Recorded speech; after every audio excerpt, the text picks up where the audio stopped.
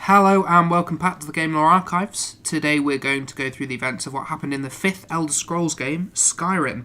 There's a lot going on in this game with the Stormbright Rebellion and the destruction of the Dark Brotherhood, the restoration of the Skyrim's Thieves Guild, and of course the return of the World Eater Alduin. We'll follow the main game storyline and the DLC for the game. We'll not talk about the outcome of the rebellion as it's up to the player to decide, so we'll leave it up to you guys of whatever you picked until Bethesda gives us an official answer of what happened. We'll call the player the Dragonborn as this is what they're referred to in the game. Although not straight away. As is tradition, the Dragonborn find themselves as a prisoner, captured on the border of Skyrim, mixed up in an Imperial ambush on a group of Stormcloaks. In the back of the cart, it turns out that Ulfric's Stormcloak is there as well, and that it becomes clear that the Imperial soldiers are going to execute everyone they've captured, with the intention of finally bringing an end to the Civil War. Which we discussed last episode. The Dragonborn happen to be in the wrong place at the wrong time.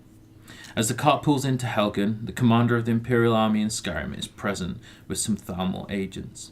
This reflects exactly the political situation the Empire is in, trying to stabilise the Empire and keep its citizens happy, whilst trying not to breach the terms of the White Gold Concord and anger the Thalmor. The fact that both the Empire and the Thalmor are there shows how serious the situation is. As the cart stops at the centre of the town, the prisoners are unloaded and ticked off. As Dragonborn is forced to the block to be beheaded, a roar echoes through the mountains. It's dismissed, and as the executioner's axe is about to fall, Alduin lands on the tower behind him and unleashes his powers on Helgen. As the town burns around the Dragonborn, he eventually makes his way to the keep and hides from the dragon's assault inside. The game pushes you to pick either Stormcloaks or Empire at this point, but you can change your mind after if you want.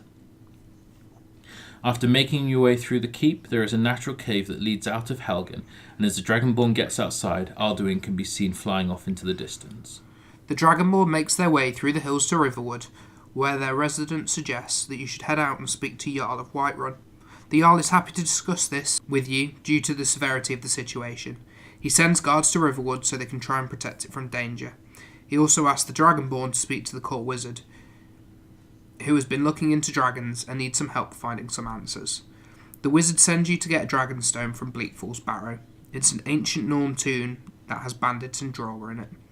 And at the end of its traps and undead enemies is a word wall that, once examined, teaches the Dragonborn a word of power. The interred Dragonlord takes obsession to this and fights the Dragonborn, and once the Lord is killed, the Dragonstone can be retrieved from his corpse. Upon returning to the wizard, he takes the stone and sends the Dragonborn to the Jarl to get a reward. As he is handing over his gift, the conversation is interrupted by a member of the guard who has seen a dragon near one of the watchtowers outside of the city. The Dragonborn and a handful of town guard go to investigate, and if needs be, try to kill the dragon. The dragon attacks from the south, and with the combined efforts of the guard and the Dragonborn, the dragon is killed. As the dragon dies, its body burns up, and its soul is absorbed by the Dragonborn. This is the first time that someone actually references the main character as Dragonborn, but there is some doubt to the claim. You can use your shout to prove that you've just learnt your new abilities, and as the Dragonborn heads back to Whiterun, he hears the call of the Greybeards, but not knowing it was for him, ignores it to speak to the Jarl. Once the tale of what happened has been told, he makes you a Thane of Whiterun for killing the dragon and tells you to go to the Greybeards as they can help teach the way of the voice, which is enhanced by gathering dragon souls. The Dragonborn heads to Ivarstead, where the 7,000 steps to the top of the throat of the world can be climbed to where the Greybeards live.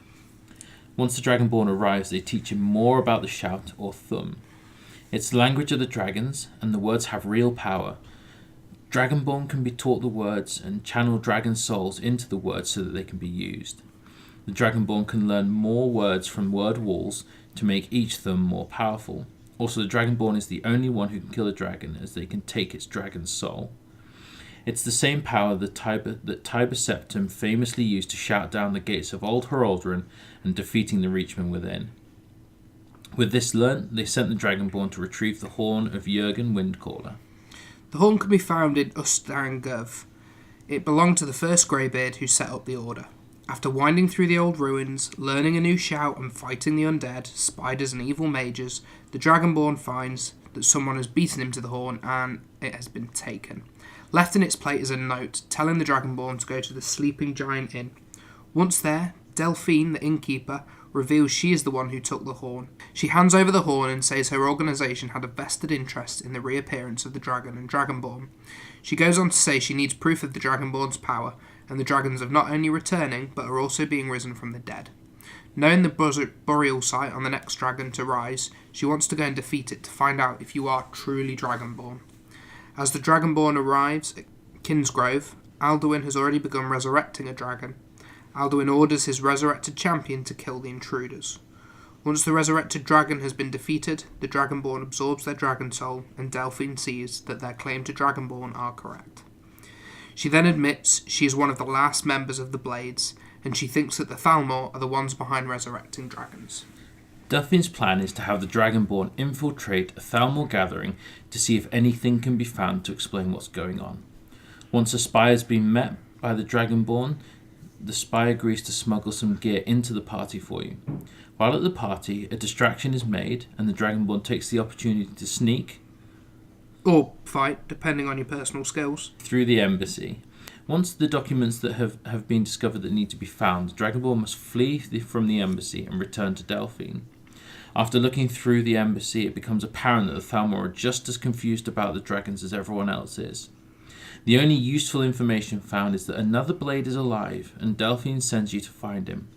He's hidden in the Ratway, a series of tunnels next to the Thieves Guild HQ. The Thalmor are also looking for him, and so the Dragonborn must beat them to him, and has to fight to escape. Once the blade has met Delphine, they ask the Dragonborn to go with them to Alduin's Wall in Karthspire. At Karthspire, the Dragonborn and the Blades must fight through a group of Forsworn who've taken up residence outside the temple. After working through the traps in the ruins, the Dragonborn reaches the entrance of Skyhaven Temple. In the temple resides Alduin's Wall, which shows the history of his fight and the portents that show his return, which are the breaking of the Staff of Chaos from Arena, the warp of the Rest in Dragonfall, and the eruption of Red Mountain, and the Civil War in Skyrim. It also shows that Alduin was defeated by what appeared to be some sort of shout. They suggest the Dragonborn goes back to the Greybeards to find out what they know. The Blades also decide to use the temple as their new base and try to rebuild their order from there. The Dragonborn travels to the Greybeards, who are unhappy to hear the Blades have become involved. In spite of this, he is taught the Clear Sky shout, so the Dragonborn can clear the way to meet the leader of the Greybeards at the top of the mountain. Parthenax is an old dragon who leads the Greybeards, hidden at the top of the mountain. He was a dragon who turned on Alduin when his lust for power grew too great. He helped to teach mankind how to use the thumb and defeat dragons. Parthenax teaches the Dragonborn the Fire Breath shout and informs the Dragonborn of the Dragon Rend shout. Parthenax can't teach you the word himself, as it is a word made by mankind to force a dragon to comprehend morality, causing them to land, as the concept tears at their soul and they can't concentrate on flying, or anything for that matter, and they become vulnerable. He also says the last time Alduin was defeated, an Elder Scroll was used as well to move him outside of time. Parthenax has been waiting ever since for Alduin to return, as he knew he would eventually come back. The Dragonborn is sent to the College of Winterhold to see if there are any clues as to the location of an Elder Scroll.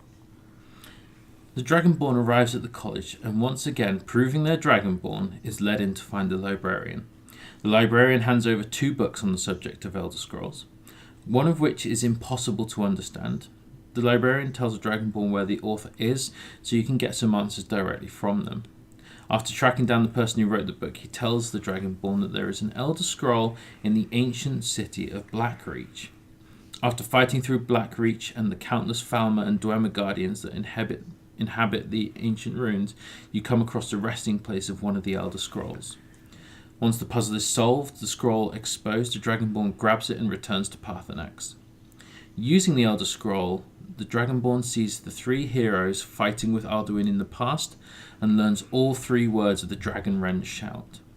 Once the vision fades, Alduin attacks, but armed with Dragon Rend, Alduin quickly finds that between the Dragonborn and Parthenax he is outmatched and flees from the mountain. After the confrontation with Alduin, the Dragonborn is sent to Whiterun to try and gain use of Dragon's Reach, the Palace of Whiterun, which was designed to capture a dragon. The Jarl of Whiterun was happy to hand this over and trap a dragon in it. The only stipulation is the civil war means that Whiterun is under a threat from attack, and it can't repel a siege on its city and contain a dragon at the same time. He says if there is peace between the Stormcloaks and the Empire, at least for a time, he'll be happy to help. The Dragonborn needs to travel and convince the general of the Imperial armies in Skyrim and the leader of the Stormcloak Rebellion to attend a peace meeting. They eventually agree, and alongside the Greybeards and the Blades, they sit down to discuss terms.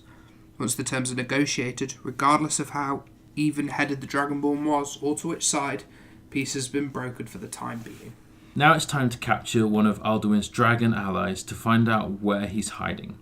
Parthenax tells the Dragonborn that all of the dragon's true names are words of power and can be used to call a dragon. The Dragonborn calls for the dragon from Dragon's Reach, and when the dragon appears, Dragon Rend forces the dragon to land in the Dragon's Reach trap. There's a lot of dragons in that word. After talking to the Dragonborn, he offers to take the warrior to Alduin's lair in the Velothi Mountains in exchange for his freedom. The dragon is released and his promise fulfilled. It turns out that Alduin has gone to Sovngarde to harvest souls of the afterlife. The portal to Sovngarde is at the centre of Skuldafn Temple. The temple has a couple of dragons on the outside that need to be defeated, and inside it's filled with more Draugr. But there is a word of power that the Dragonborn needs to find as they're unable to return to the temple later. At the top of the temple is a portal. It's guarded by a dragon priest, and his staff is needed to activate the portal. As the Dragonborn enters Sovngarde, there is a mist that hangs over the area in which Alduin hunts for lost souls. The Clear Skies shout can be used to clear the way, and the Dragonborn can see the dead souls of people killed throughout some of their questing. As they approach the Halls of Valor, they are tested by a guardian of the bridge. He asks some of the questions about the Dragonborn's intentions and tests his strength before letting them pass over the Whalebone Bridge. At the doors of the Halls of Valor, Ysgramor meets the Dragonborn in person and says that Shaw himself has forbade anyone going to fight Alduin, but the heroes who banished him want to help in fighting him again, but this time to kill him. Together with the heroes, they clear Alduin's mist, causing him to appear. The Dragonborn uses Dragonrend on Alduin, forcing him to land, and the assault can begin. After wearing him down, the killing bow can be made, and Alduin lies dead, never to threaten Skyrim or Sovngarde again. The Bridge Guardian sends the Dragonborn back to Nirn, as the Dragonborn is not dead and has no further reason to be there. He is returned with Shaw's blessing and a fond farewell. Upon arriving back on Nirn, on the throat of the world, there are many dragons to meet the Dragonborn. They follow Parthenax, and the dragon who is trapped in Dragon's Reach offers his aid whenever his name is called. This is the end of the main quest line, but not the end of the Dragonborn's adventures. There are 2 bits of DLC that still need to be discussed. First Dragonborn, and then Dawnsguard. The first we'll go through is the Dragonborn DLC. The quest starts as the Dragonborn is kicking around town and 2 cultists decide to attack him for being the false Dragonborn. After reading their orders, which name someone called Miraak, the Dragonborn decides to head to Solstheim. Once passage has been bartered, bribed, or intimidated for the Dragonborn, they sail to Solstheim. As you arrive, a Dwemer guard reminds the Dragonborn that this is House Redoran land and that they're in Morrowind, not Skyrim any longer. Which seems a little rude, considering the Nords gave them the land when Red Mountain erupted, but never mind. After asking around about Miraak, as this is the only clue for the moment, the Dragonborn finds that he's been dead for thousands of years. The Temple of Miraak is suggested as a starting point for answers, and as it's approached, Miraak's power is evident by all the dragon bones scattered around the temple. The Dragonborn sees a Skrull lady trying to free her spellbound friends. She mentions that the only reason she can resist the spell is due to her talisman. She also mentions Miraak was trying to use the temple to provide some sort of protection for him. After fighting through the many traps and Draugr, the Dragonborn reach the inner sanctum of the temple. It quickly becomes apparent that the first of the Dragonborn, Dragon Priest Miraak, had turned on the dragon cult and then brazenly displayed the remains of his kills, which enraged the dragons and caused them to destroy the temple. Down deeper through the winding hidden tunnels, and finally in a room like no other, the Dragonborn finds a black book called Waking Dreams. Without pause, the Dragonborn grabs the book and tentacles pull him into another realm, Hermaeus Mora's realm, Apocrypha to be specific. Mirek confronts the Dragonborn and announces that he is planning to take over Solstheim and that he already controls the people's minds. He gets on a dragon and rides off after sending the Dragonborn back to Solstheim. The Skrull lady met outside the temple suggests they go to Skrull village and talk to the village shaman. As the Dragonborn approaches the village, a windstone can be seen trying to control the people, but there seems to be a barrier protecting the Skrull village. The shaman advises the Dragonborn visit Searing Watch and learns a word of power hidden there. As the Dragonborn arrives, there is a dragon fighting some Draga. Once the Draga and dragon are defeated, Mirek will appear and take the dragon's soul before the Dragonborn can absorb it. At the top of their lair, the Bend Will shout is learnt, and with this is a way to help people under Mirek's spell. The Dragonborn uses the shout at the windstone outside the Skrull village, and it breaks the villagers, and the villagers snap out their trance. Once the villagers are free, a lurker, one of Hermaeus Mora's Daedric ninjas, emerges and attacks the Dragonborn. Once defeated, the Dragonborn heads back to the village to talk to the shaman about what has transpired. The shaman asks the Dragonborn to use Bend Will shout on other stones across the island. These will release people from Mirek's spell throughout the island, except ones which are kept close to Mirek in his new temple. With the people free, the shaman also suggests seeking a Telvanni wizard who lives on the island. The wizard lives in a traditional tower of someone of his stature. It's a giant mushroom that has grown from a splint taken from Morrowind and raised with magic to grow huge and have space inside to live in.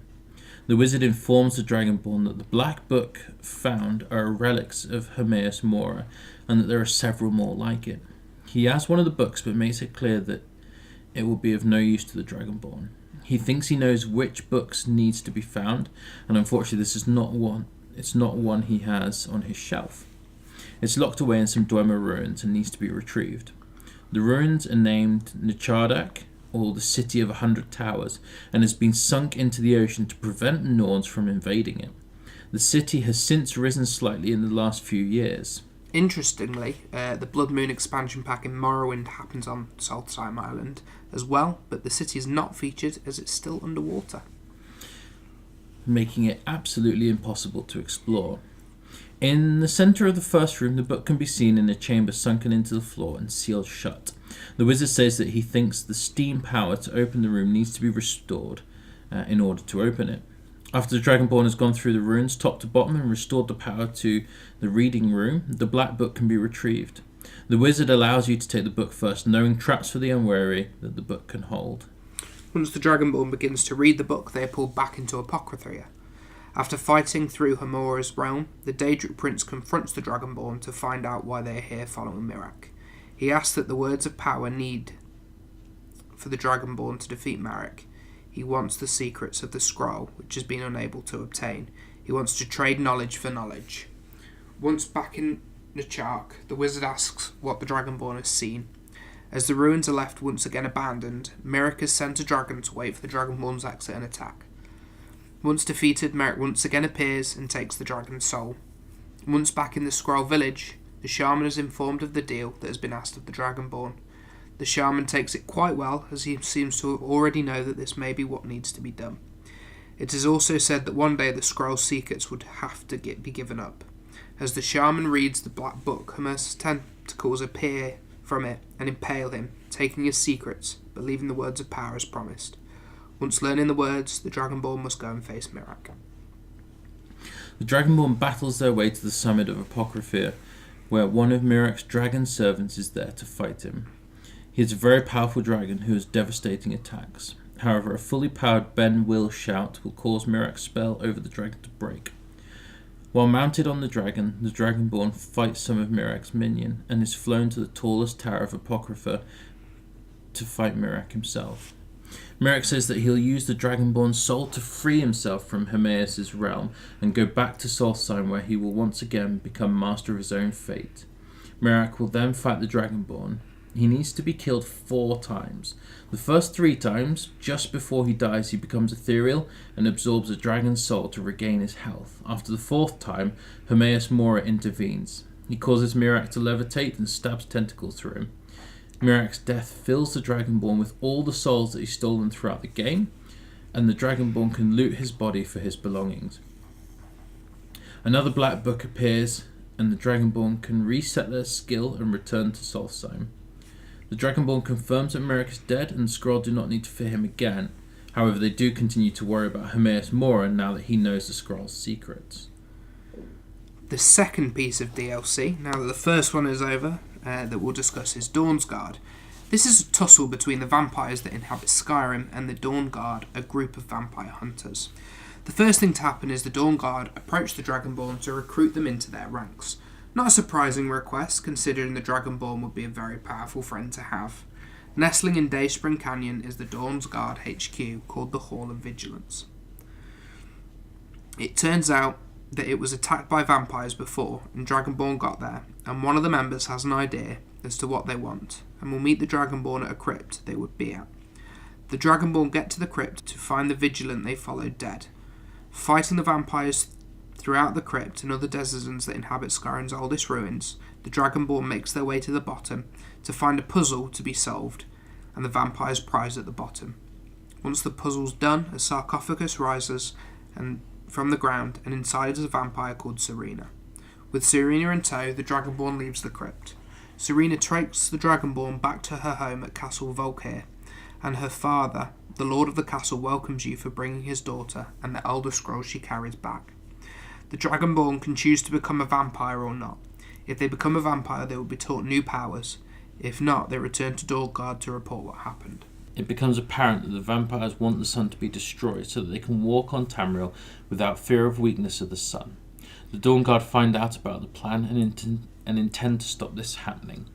Both sides know that the Elder Scrolls hold the key to the destruction of the sun, and that a moth priest is needed to read the scrolls. With the priest retrieved for whichever side the Dragonborn is loyal to, they find that there are in fact 3 scrolls needed. One scroll, which is obtained through the main storyline. The second, which is found on Serana's mother, who is in a completely different realm to hide from her husband's evil, and should the Dragonborn play their cards right, gain the ability to summon a dragon who uses as an excuse to see home once more. And the third, which Serana has been sealed away with.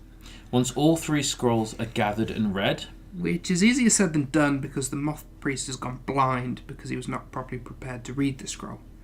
It shows the location of Auriel's bow. The bow has the power to fire an arrow charged with sunlight, or if corrupted, to black out the sun. The vampires want it so they can block out the sun, and the Dawnguard want it so they can use the power of the sun to fight the vampires. The Dragonborn, along with Serena, head to Darkfall Cave to try and get the bow, as this is where the Elder Scrolls indicated it would be. After fighting the frost spiders that inhabit the cave, the Dragonborn stumbles across someone praying at a shrine. It is someone of a race not seen yet by the Dragonborn. Or actually the player. As it's one of the last remaining snow elves on Tamriel. His name is Gelibor, and he welcomes the Dragonborn to the Chantry of Auriel. Auriel is the most powerful gods to the elves. Gelibor says he will help the Dragonborn in one condition, that he helps kill his brother, the only other snow elf. It turns out that a group of Falmer attacked the Chantry and seem to have driven his brother mad. When the Dragonborn asks Gelibor how to reach his brother, he opens up the Initiate's path, which the Dragonborn must fight their way through to reach the other snow elf and the bow. Through the passage was the Dragonborn comes to the Forgotten Vale. Here, much of the trial can be completed. Also, a word of power and 2 dragon fights are the prizes for the inquisitive Dragonborn. At other end of the vale is the glacial crevice, which one traversed finally brings the Dragonborn out at the inner sanctum. As the Dragonborn has been following the path, they will have collected liquid, which now needs to be poured into the basin of the statue of Auriel. This opens the door to the Chantry proper. After combing the rooms and fighting the inhabitants, the Dragonborn eventually finds Gelibor's brother. After a conversation with Serena, it becomes apparent that this snow elf spread the rumours of the bow's power to draw a pure-blood vampire to him. He has been bitten and become a vampire. Usually Auriel's power would have protected him, but he believes the god has turned him back, and he wants some measure of revenge. He intends to use Serena's blood to curse the bow, block out the sun, and stop Auriel's influence on the land. After his plans are revealed, he attempts to take Serena's blood by force. The Dragonborn and Serena defeat him, and the Snail's brother arrives on the scene. He is quick to blame the Thalma, but after he is told he was a vampire, he is pleased. When asked why, he says that one day maybe the Thalma can shed their hatred and learn to love Oro again, renewing the Snow Elf race. The Dragonborn is then free to take the bow from the temple. With the bow, it's now time to confront Sirana's father, the Vampire Lord. If you've joined the Dawn Guard, this entails a full assault on the vampire's castle. If you're with the vampire, it means there's no attack, but you must still confront the Lord. Either way, the vampire attacks, and he is a formidable foe for the Dragonborn. He even summons gargoyles to aid him. Once defeated, the Dragonborn can take over the castle if they've joined the vampires, or return to the Dawn Guard stronghold if they allied with them. And that's the Dawn Guard DLC. There's also Hearthfire, but that's literally building a house and is late game money sink, but it's kind of fun, so we like it.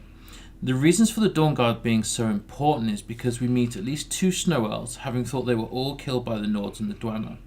Also, the little line that's dropped about the Thalma, how Gelibor hopes that they can come back from their hatred. So what do you guys think? Could the next Elder Scrolls have a renewed Snow Elf race? Unless you're watching this video in the future, and there are Snow Elves back in Tamriel. Before we finish, there is one last little thing that needs to be discussed, and this is the assassination of the Emperor Titus Mede II. It's the culmination of a twisted Dark Brotherhood questline, which is discussed in more detail in the Dark Brotherhood episode.